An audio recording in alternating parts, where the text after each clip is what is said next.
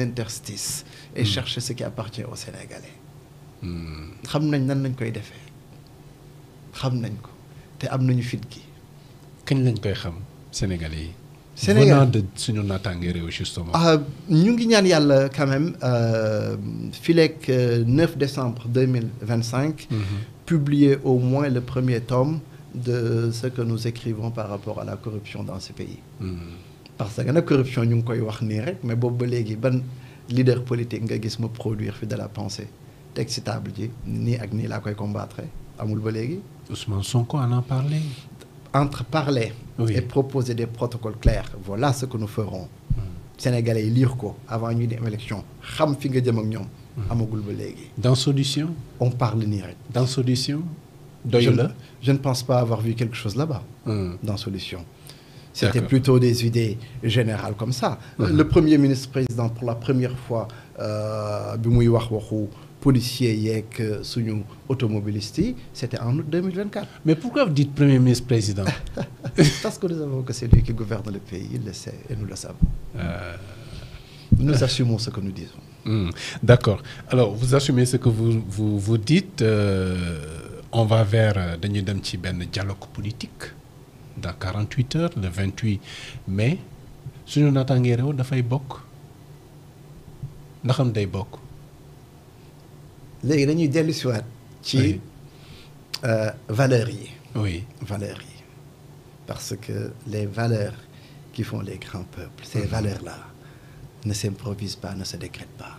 Ces valeurs sont chevillées au corps, ces valeurs sont ancrées, habitent les hommes qui les portent.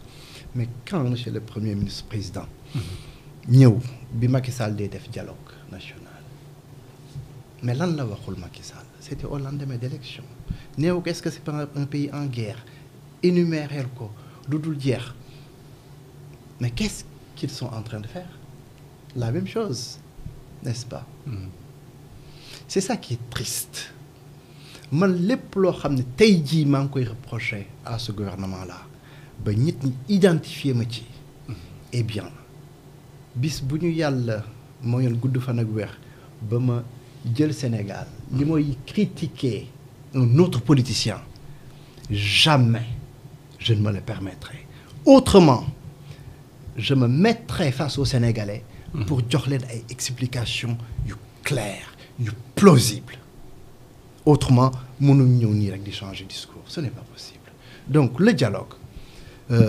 gisuñu urgence bi. doguma la balaa ngay eggali. contexte yi jamono bi Macky Sall di woote coow amoon na. bëri woon na tension politique particulièrement et même sociale. tey ñu ngi ci jàmm. Bien que certains pourraient dire que bon jamono bi ñu bëgg dialogue les Sénégalais yi sonn nañ. Ils souffrent. Il y a le manque d'argent et cetera manque d'emploi et cetera mais dans un climat social boo xam ne malgré ces difficultés là mais quand même ñu ngi ci jàmm. nde bu ñu xoolee jàmm. oui. dafa laaj lekk naan bu doy. faju bu doy. mën a nelaw aussi. vraiment ngir xel yi daal. xel yi daal. boobu xëy na bal tàkkul dañ ciy sant yàlla. mais jàmm c'est surtout la paix intérieure parce que am na loo xam ne si mën nga ko mais fitna yi bari nañu. ci réew mi.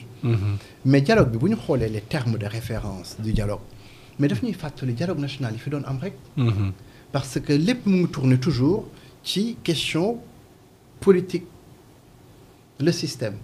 mais Pastef lan moo ko fi indi doy élection. oui lu fi indi woon Macky Sall. élection. lu fi indi woon Abdoulaye Wade. élection donc nos institutions ma foi fonctionnent en la matière. donc le rôle du chef de l'opposition Pastef n'avait pas contesté parce qu'en ce moment-là ils pensaient que ça n'allait pas être Ousmane Sonko ils avaient contesté le rôle du chef de l'opposition. Mais il est quand même important de discuter du système politique bi nga xam ne souvent après élection il y a des contestations côté parrainage et cetera d'autres aspects yoo xam ne jarul ñu waxtaan ci véritablement. Ce n'est pas l'urgence. Pour ñun du urgence te déglu nañu aussi premier ministre le président de la République. mu wax. oui. jëmale ci renforcement des pouvoirs du Premier ministre. Oui. Donc dañuy dem di valider ji loo xam ne si Sénégal dañu mës a am donc un système qui jusqu'à présent fonctionne. Un système présidentialiste. Donc mais dañu bëgg a dem en fait là avec un binôme à la tête de l'État te loolu bi ko Sénégal essayé gis nañ fa mu mujjee 1960 contexte yi bokkuñu. relation yi bokkuñu certes mais Sénégal donc bu dee dañu bëgg a changer le système politique dañuy wax mbir yi mu clair de manière limpide nit ñi mën si ñëw mais aussi mënoo dialoguer ak terme de référence yi gis nga ko. gis naa terme de référence yi. c'est pas clair à ce niveau mais mënoo aussi dialoguer ak nit koo xam ni. oui menacé na la ba pare. les termes ou les conclusions du dialogue vous seront imposées n'est-ce pas le député Amadou Baladi? Vous seront imposés. C'est le terme qu'il a choisi. Pour ceux qui ne vont pas participer, ce qui est évident quand même. Voilà. Alors, oui. Ce n'est pas parce qu'on ne participe pas qu'on vient nous imposer ou qu'on impose. N'est-ce pas une manière de parler imposer, c'est-à-dire que yow doo def lu dul concéder tout ce qui a été décidé, recommandé et finalement mis en œuvre. Wala gisee woo ko noonu. Mais ma foi. Oui. Su doon Sénégal noonu lay doxee. Kon Pastef duñ ma yegsi au pouvoir Sénégal réew la moo xam ni boo d'accordul ci mbir. y a les voies et moyens nga contester leen. donc la ñu fay. consacré par la constitution d'ailleurs. donc ñoom la ñu fay décider. mën nañu ko décider. Oui. Mais su Amadou Ba jàppee ni ça s'impose à nous mais il se trompe loolu moom la engagé ay kàddoom la. Pastef nag Sénégal nag réew opposition la. ba ngeen ñëw ba jël ci tradition bi ba opposé wu ba yegg au pouvoir donc bu ñu xalaat ni dinañ leen bàyyi ñu génn ak seen ñaar ñetti papier du ñu wax calendrier électoral inscription sur les listes électorales mais ce n'est pas ça le débat au Sénégal. C'est la lutte contre la corruption et l'enrichissement illicite la priorité dans ces pays. Mais c'est pas en cours dans la reddition des comptes. Non, ce n'est pas en cours. La reddition des comptes, oui. Là c'est parce que c'est à la fin. Mais il faut se donner les moyens pour dissuader les administrateurs et les gestionnaires de piller les deniers publics. te suñ naataangee réew donc kii moom mën nañ ko baaxee parce que bu ñu bëggee mën nañ ko jël. dans notre logique. Oui.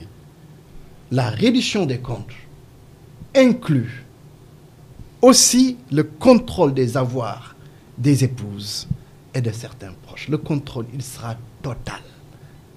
Parce que nos gestionnaires et les administrateurs qui pillent nos deniers publics, ils ne les pillent pas seuls. Quand on prend le cas de la France, quand Loïc Le Floch-Prigent était PDG de Elf, mais bien il y a payé Loïc Le Floch-Prigent pour détournement de fonds, tout ça. Mais sa maîtresse, je ne parle pas de sa femme, sa maîtresse, oui. Eh bien, on est parti chercher jusque les CD. Les CD à l'époque, parce qu'il n'y avait pas les DVD, donc c'était des CD. Oui. Mais même CD, ils m'ont donné une carte bancaire, yu elfi, sax dañu fexé ba jël ci tout. Donc képp ku la jege ku ci profiter rek yoon mi ngi ci sa kaw. C'est ce qu'on appelle un recel d'abus de biens social. Nit ki jël xaalis askan wi nga lekk ko donc tu es un complice d'abus de biens social. Dans le cas du Sénégal nar na law de nar na yaatu de. Suñ naataange réew. Loolu mooy suñu vision. Oui. Recel d'abus de biens social képp ku ko def eh bien dina am luy tegu ci sa kaw ñun suñu naataange réew suñu vision dafa claire par rapport à la gestion des deniers publics. C'est méngoowul ak ba tey l'approche bi ñuy gis tey par rapport à l'activité de la justice. Mais nañu premier ministre président mais publier enfin oui. Sa déclaration de patrimoine. Mais boo taxawee jàkkaarloog Sénégalais yi. mais publié nañ ko monsieur Fall. La déclaration de patrimoine du président de la République a été publiée. Du premier ministre président j'ai dit. Pas du président de la République. Boo taxawee ni Sénégalais yi mësuma leen a jëlal dara. Oui. Nga am opportunité gën a clarifier loolu defoo ko Monsieur le Premier ministre-président, vous nous permettez de douter.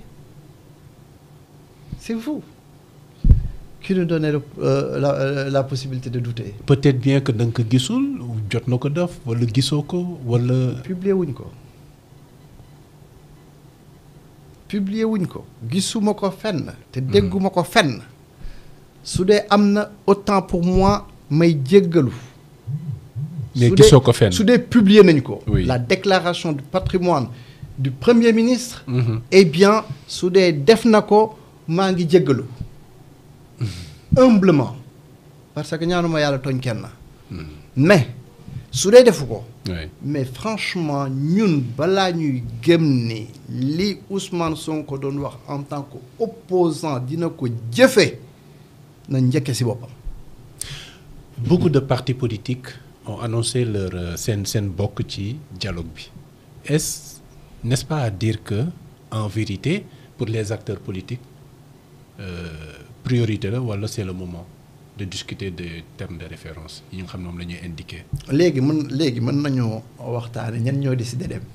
Ah oui. ñan ñoo décidé dem monsieur Coulibaly. Il y a Amadou Ba, le leader de la nouvelle responsabilité. Pour mu gën a gaaw ñi décidé ne du ñu dem. Il y a l'APR, Thierno Alassane Sall, Pape Djibril Fall. Voilà, il y a un quatrième, je me rappelle plus, peut-être je vais me rappeler, mais ñooñu ñoo annoncé officiellement que du ñu bokk ak Bougane Gueye Dany qui a mis ses conditions, 10 conditions au total. Sinon tout le reste ñu bokkoon ci APR, des gens de l'opposition, des alliés ñu bëri ne nañ bokk. En tout cas la majorité jusqu'ici. À moins de 48 heures du début du dialogue, du lancement officiel. Donc ñu ngi leen di ñaanal ñu def dialogue fu lekk seen ay petit four naan seen eau minérale. mais xam nañ ni texte yi du am njëriñ. parce que c'est comme les textes là de yi ñu fi defoon rek les assises li ñu tuddee woon les assises nationales. mooy politiciens yi bu ñu dajee rek def seen mees yooyu pour organiser mën naa ni dans un certain sens nan la tappalekat di organiser ba tappalekat mën ko wutu. mais pas keneen ku dul tappalekat. tappalekat bi dina def tous les moyens pour toog.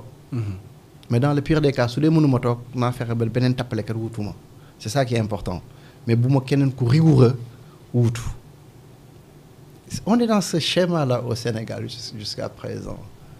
On est dans ce schéma. Et pourtant partout ou un peu en Afrique on croit que le Sénégal a acté la rupture en mars 2024.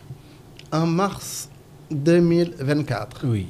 C'est une très belle rupture avec un premier ministre, président, donc qui va dans les prisons, rendre visite à des gens qui, dans un pays normal, ma foi, resteraient je ne sais où. Kon dëgg bu dee lii mooy rupture mag day taale. Mais c'est ce que vous voulez voir, hein? Monsieur Coulibaly, mais ce n'est pas le cas. C'est pas parce que je me force à voir ça. Non, mais quand Pastef, ils ont parlé des GoPro, mais je l'ai apprécié. J'ai même applaudi. J'étais sur un plateau quand je l'ai appris. Bi ñu fi supprimer les indemnités là, tappale ancien ministre yi. Mais nous l'avons apprécié également. Quand Pastef vient appliquer les lois et règlements, mais nous soutenons Pastef en la matière. Les déguerpissements, nous sommes pour que le piéton retrouve le trottoir et puis l'automobiliste retrouve la chaussée. Mais dans le même temps, en tant que politicien, si tu es dans l'opposition et que tu as l'ambition justement de rendre la ville tout simplement à la population, da ngay am plan. Da ngay am plan. C'est le spécialiste qui parle. C'est le politicien.